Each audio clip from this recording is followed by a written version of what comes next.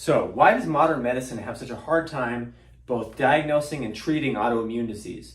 Why is it so hard to get better going the medical route? Okay, because chances are if you're watching this video, you're not doing well. Maybe you've gone the medical route and haven't seen results, the results that you wanted, maybe the results that you anticipated or were promised by your doctor, right? We're gonna go over why that is. And this is not to rag on medical doctors. They're all mostly well-intentioned people, right? Every profession's got bad apples, of course, but they're well-intentioned people. They want to help you, but we're going to go into why the tools that they have at their disposal aren't the best for autoimmune disease and often other chronic diseases as well, okay?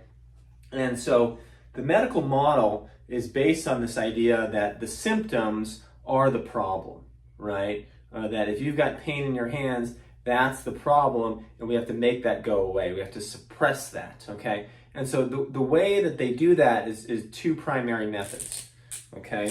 So number one is drugs, okay? They use pharmaceutical drugs and biologic drugs to treat disease, okay?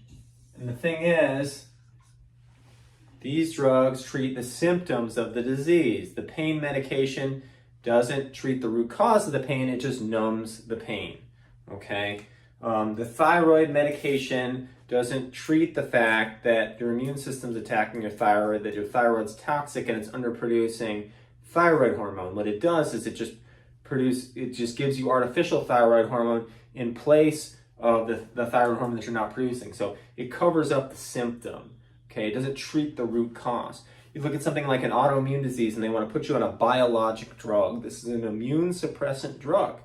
You think, aha, they found the root cause, right? My immune system is attacking my joints, or my immune system is attacking my colon, or my immune system is attacking my nervous system. And we're going to suppress my immune system, and that way the immune system won't attack me anymore, I won't have symptoms anymore, and I'll be healthy, right? But there's one problem. And I think we learned that over the last 5 years with COVID, is that you kind of need your immune system, right? So now you've dropped this atom bomb on your system, you suppressed your immune system, and it becomes like whack-a-mole, because maybe now your ulcerative colitis symptoms go away, but now you're getting all these infections, right? A lot of these biologic drugs that suppress the immune system have black box warnings for cancer, right? Because on a long enough timeline of your immune system being suppressed, it can't fight off cancer, because cancer can happen in your body, and when it does, most of the time, your immune system fights it off. But if you're immune suppressed, that can't happen, right? And so these drugs that are well-intentioned, oh, your immune system must be the root cause of the problem. Well, no, because if you turned it off, you wouldn't have any other health problems. What's causing the immune system to go haywire and attack your joints or attack your colon? Well, it turns out it's toxicity, right? But these drugs only work at a symptom level, okay? And what they do is they shut off symptoms, okay? And when you shut off a biological process in the body, well, the body's complex. You can't just affect one system and nothing else, right? You're going to affect other systems. And that's when you have what are called side effects, okay? The pain medication makes it hard for you to poop, okay? The antihistamine makes you drowsy, okay? The biologic drug makes you prone to infection, makes you prone to cancer. You hear it on every drug ad, right? Like side effects may include, the antidepressant can make you more depressed, okay? Can make you suicidal, right? This is because you're interfering with a symptom in the body, but not treating the root cause.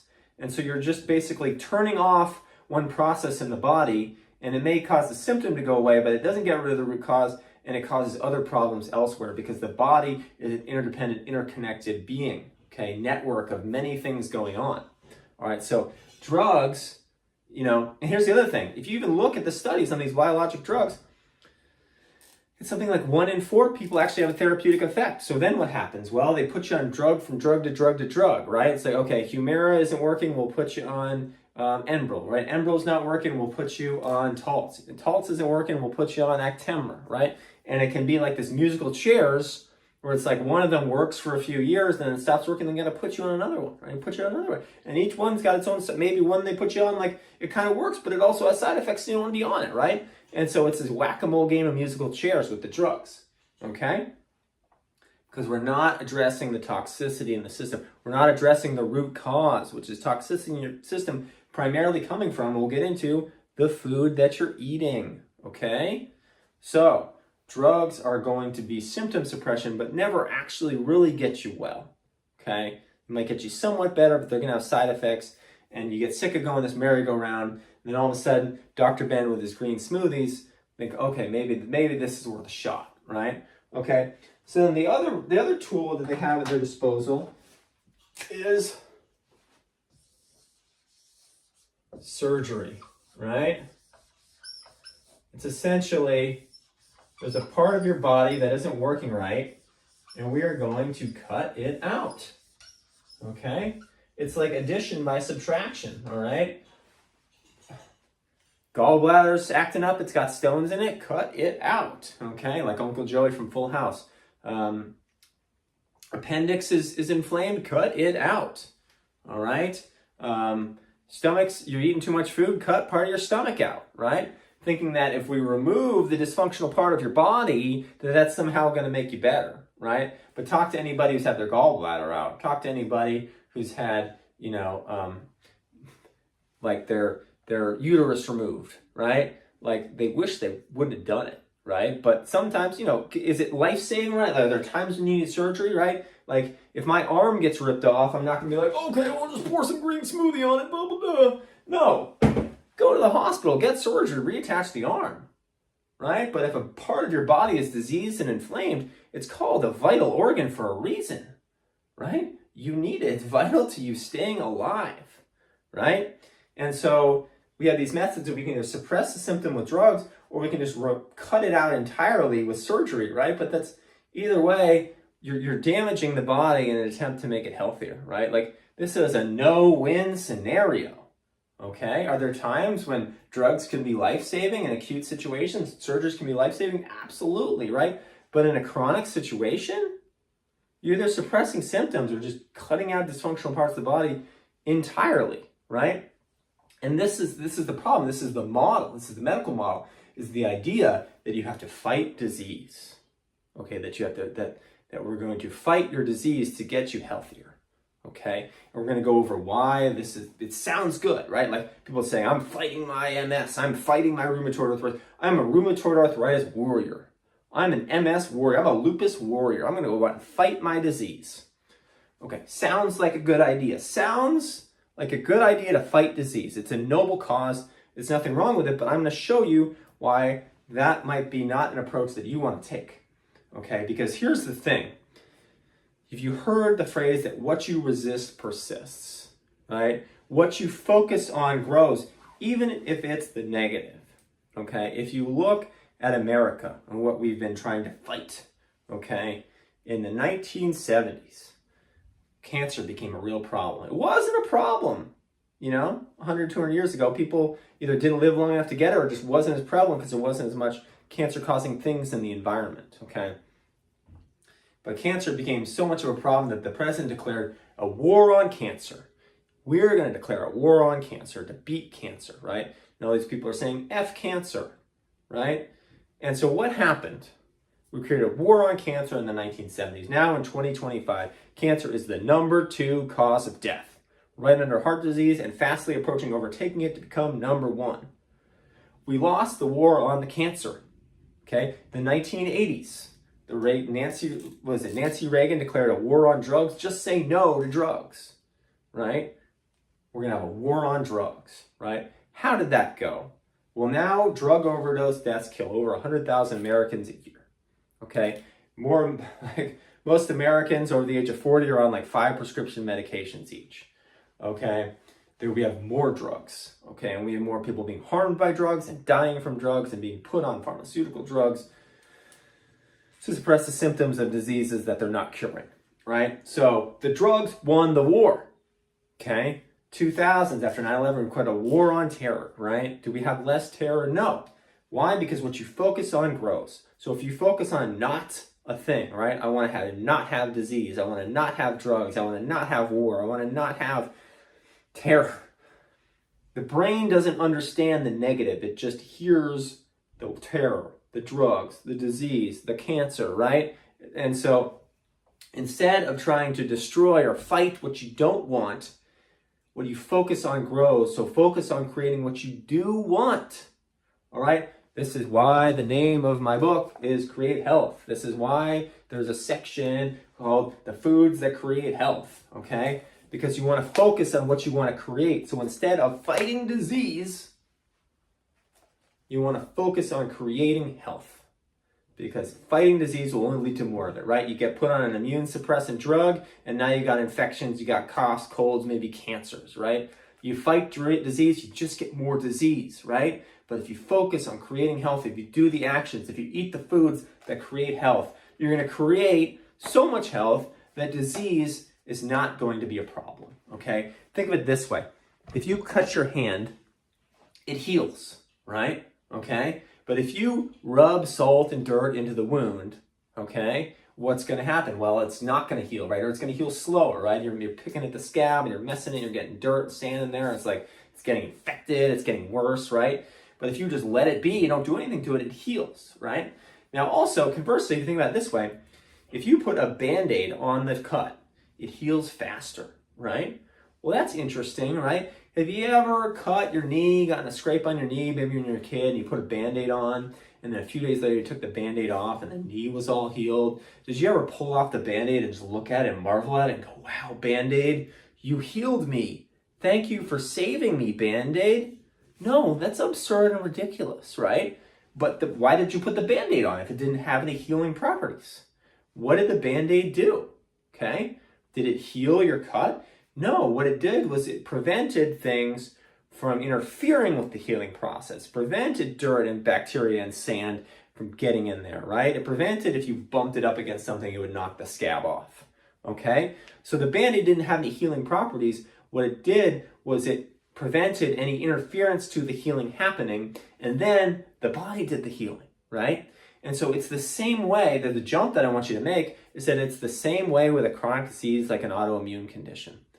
That well, you don't need to actually, the body can heal it, you just need to stop causing it, okay? You just need to stop contributing to it. You need to get out of the body's way, right? By getting rid of the things that cause disease, which we'll go to in the next class, 3 foods that cause disease, okay? You need to get rid of these, right? And replace them with the foods that create health, which we'll get into the class after that, okay? And then the body no longer is inhibited in its healing process, and it can begin to heal itself. But I will tell you the harsh truth is that most people watching these videos are contributing to their disease with the foods that they eat and the actions that they take in their life every single day, and by no fault of their own. They don't know any better. That's why I created these classes, to educate you so that you would know, that you'd be armed with information that I hope you go out and implement, okay? So, if you can remove the causes, right? If you can stop causing more disease with the foods that you eat and the lifestyle that you live, the body can be opened up to finally start healing. So basically what I'm saying is if you've got an autoimmune disease and you're eating a standard American diet, you're basically rubbing sand in your wound every single day. And then we get to the point, well, it must not be curable. This cut never goes away. These diseases cannot be cured. Guys like Dr. Ben are quacks because they say that autoimmune disease can be reversed.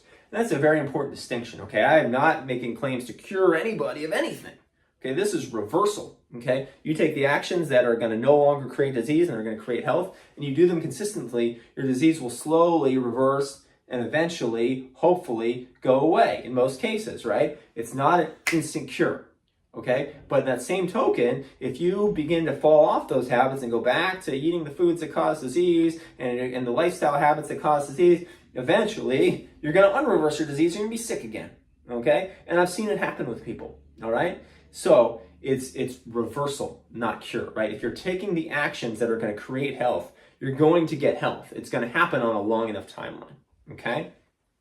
So the key here is to not try to fight the disease, but to simply get out of the body's way, give it the conditions it needs so that its self-healing properties, abilities, powers, whatever you want to call it, can actually function, right? Because if you eat a standard American diet, like I said, you're basically the person with a cut on their hand rubbing salt and sand into it every day, and it's getting infected, and you're going, oh, it must not be curable, okay? So it's the same way with autoimmune disease. So, moral of the story, the medical model of drugs and surgery, symptom prevention and symptom suppression, cutting things out, is not a full fix, right? Because we're fighting the disease. If you want results, you have to focus on creating health, right? So I'm going to show you in the next video the foods that you're eating that are creating disease, and in the video after that, I'm going to show you the foods that you can eat to create health, okay? Because healing is possible. And in the last video, we'll get into a bunch of case studies of people that I've worked with who have healed all things: rheumatoid arthritis, Sjogren's, lupus, multiple sclerosis, ulcerative colitis, pemphigoid bullous. The list goes on. We'll get into all those juicy stories last, so stick around for that. So delving further into this idea of creating health, I want you to understand that autoimmunity and most chronic disease at its core is a toxicity problem, that your body has too much toxicity in it, and depending on where the toxicity builds up, that's going to be where you may experience symptoms, okay? Toxicity builds up in the joints, they call it rheumatoid arthritis, ankylosing spondylitis, maybe it's lupus. Toxicity builds up in the thyroid can't function as well, they call it Hashimoto's disease. Toxicity builds up in the arteries, they call that heart disease, okay? And so depending on where the toxicity buildup is in the body can lead to different symptoms. And autoimmunity at its core is a toxicity problem. I want to get into more of this. So if you think about your body and it's just saturated with toxins, right? And maybe it's all the way up to here. Maybe it's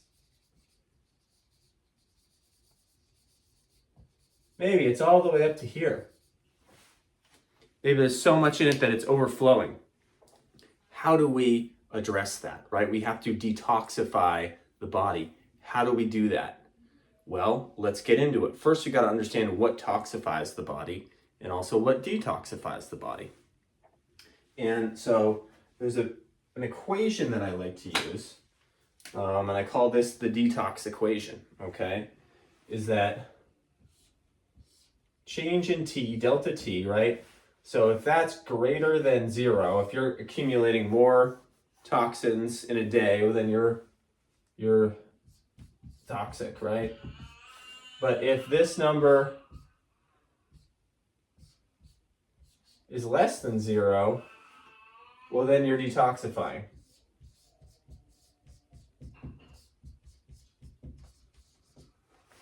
So let's look at what makes up this number, okay? So you have change in toxicity, right? You want this number to be a negative. You want this to be less than 0, okay? Is going to equal E for environment plus P for products plus F for food. Give you a hint, this one's really important, okay? Minus D. All right, and this is the body's natural ability to detoxify, okay? This number is pretty much constant, all right?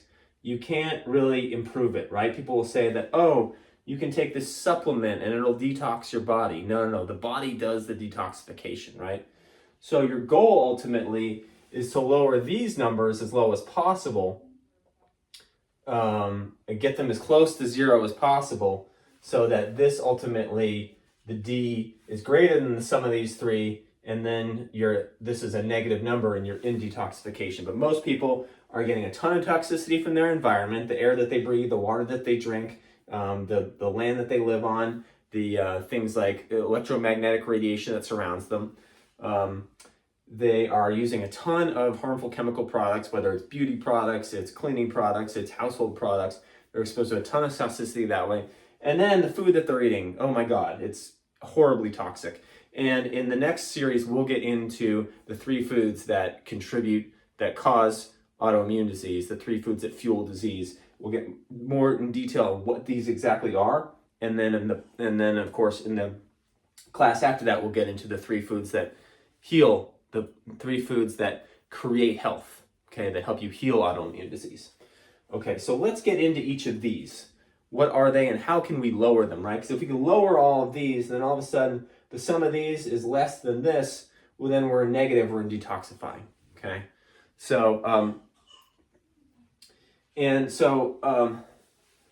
you've got E, which is the environmental, okay, like we talked about. The air, the water, if you live near a cell phone tower, if you live near any kind of like chemical plant, if there's water runoff, if you live near the ocean, if you live near so many things that can create toxicity, right? And this one you don't have a ton of control over. Like, okay, we can maybe move to the tropics, we can move to a less polluted place, but for most people, this one is not a variable that they have much control over, okay? The second one is products, P, okay? This one we actually have a lot of control over.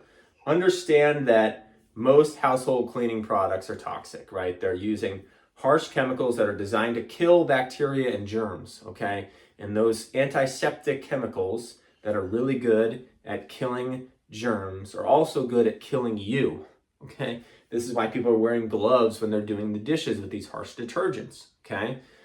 So a lot of these products are toxic.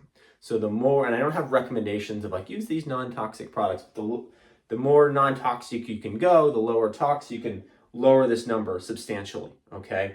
And we see that people like hairdressers and estheticians, people that work in nail salons that are around chemicals every day, right, are gonna be even more prone to autoimmunity and chronic disease, okay?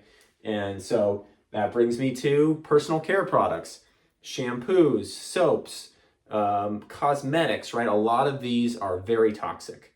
The Glade plugins, okay, actually have a warning in those that the chemicals in them cause cancer, okay?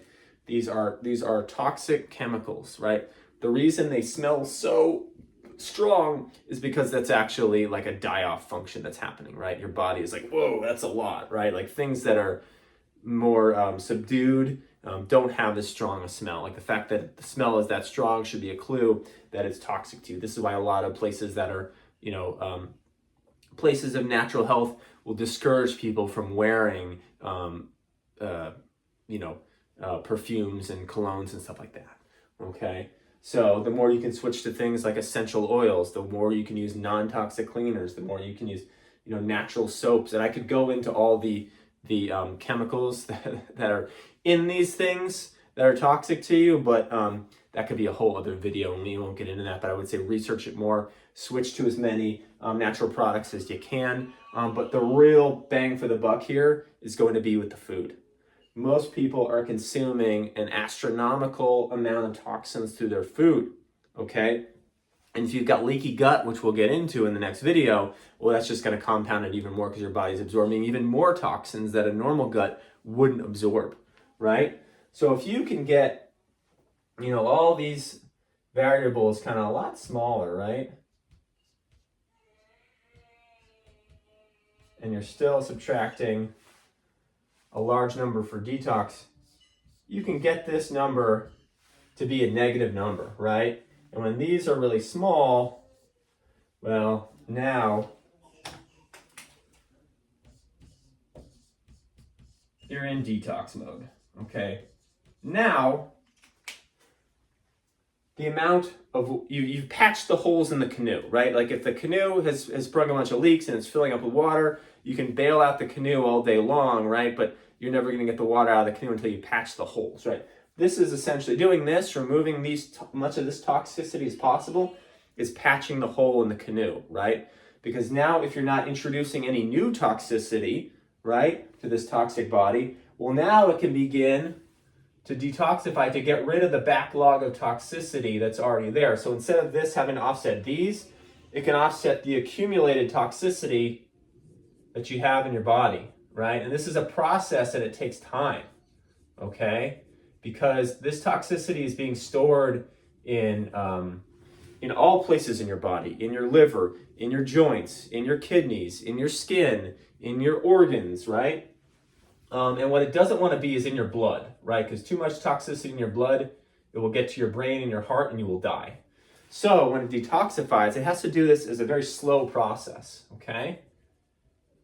This is not an instantaneous thing, and you don't want to take something to make it instantaneous. You don't want to take a binder or a chelator or something like that that's going to rush the detoxification process because it's going to dump too much into the bloodstream, And I've had too many people reach out to me over the years who are like, oh, I took this herbal detox supplement, or I took this chelation, and now I have gallstones, I'm in the hospital, I have heart palpitations, I'm in the hospital. This detoxification has to be a slow process of you removing the toxicity from your environment, from your food, from your products as much as possible for a protracted period of time, weeks to months to years, right?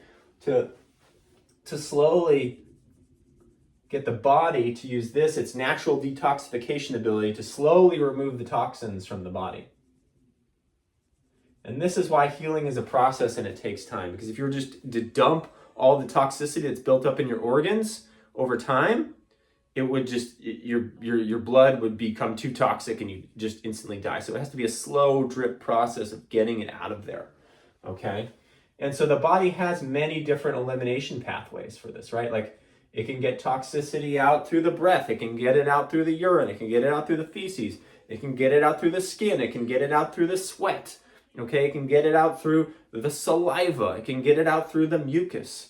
And so often when you see people with, like, say, a skin condition like psoriasis or pemphigoid bullous, a lot of their detoxification channels are blocked. But the skin detoxification channel is still open, so it tries to push it out through the skin, right? And it becomes this inside out problem of, like, let's push the toxins out through the skin, but it doesn't really work that well, and you get all these lesions and you get all these, like, areas of scaly skin and toxic looking skin. But what happens is when we can lower the toxicity with the food and the products and all that, the other detoxification channels open up. Whether it's, who knows which one was blocked, whether it was the kidneys or it was the sweat, or it was the urine or the poop or wherever, right? Or the mucus through the nose. It can get it out through there, and then the skin problem goes away because the body is no longer toxic and it's no longer trying to push the toxicity out the way it's not supposed to go, which would be through the skin, okay? So the body has the capacity to detoxify itself, but only to the degree that which you let it. And if you've got a lot of toxins in your environment and a lot of toxins in the household products that you use and a lot of toxins in the food that you're eating, well, it's never going to be able to clear the backlog of toxicity. Okay, it's trying to, but you're giving it way too much work to do, right? And the more you can lower the work that it has to do by giving it less toxins, the more it can clear the backlog of what's already inside you. And that is the most fundamental process for creating health, is giving the body what it needs and not giving it what it doesn't need so that it can do the work that it's innately designed to do.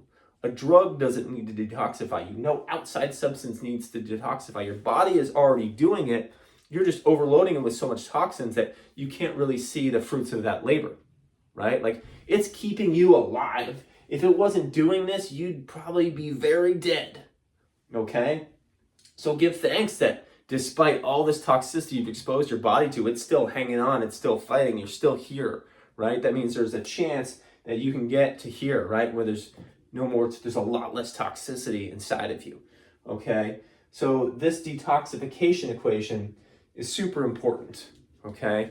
And this is creating health. This is doing the actions that create health, removing the things that cause disease, right? And incorporating the things that create health, right? But for the most part, the body can create health. It's just that you have to remove the interference, okay? What's the interference? It's the E, the P, and the F, especially the F, especially the food, which we're gonna get into in the next video, because you could almost do none of this. It's very hard to change your environment. You could use less toxic products, right? This will move the needle somewhat, but for most people, you could switch to all toxic products, and if you're still eating what's toxic food, which we'll get into in the next video, it's probably not gonna move the needle. Like, this is gonna be the biggest bang for the buck, okay, is the food. I wish it weren't so. I wish you could just keep eating cheeseburgers and pizza or whatever, Captain Crunch or whatever your guilty pleasure is, but I'm here to tell you that the body can't tolerate that. Like, if you really want to activate if you want to disinhibit the body's natural detoxification abilities, you got to change the food, okay? So, and understand that, like, this is why taking like a detoxification supplement or a detoxification powder or a detox tea or all these things that are sold out there won't really work, because the toxic load is still so high from these other things that it's not going to do much. In fact, it may get you in trouble. So why not instead just remove the barriers to healing, remove the barriers to detoxification, stop toxifying the body with the food and the cosmetic and cleaning products, and then just allow the body to then begin to clear the backlog of what's been accumulated and produce health. That is detoxification. So I hope that makes sense. Next video, we are going to get into the 3 foods that create disease, the 3 foods that fuel autoimmunity. So watch the next one.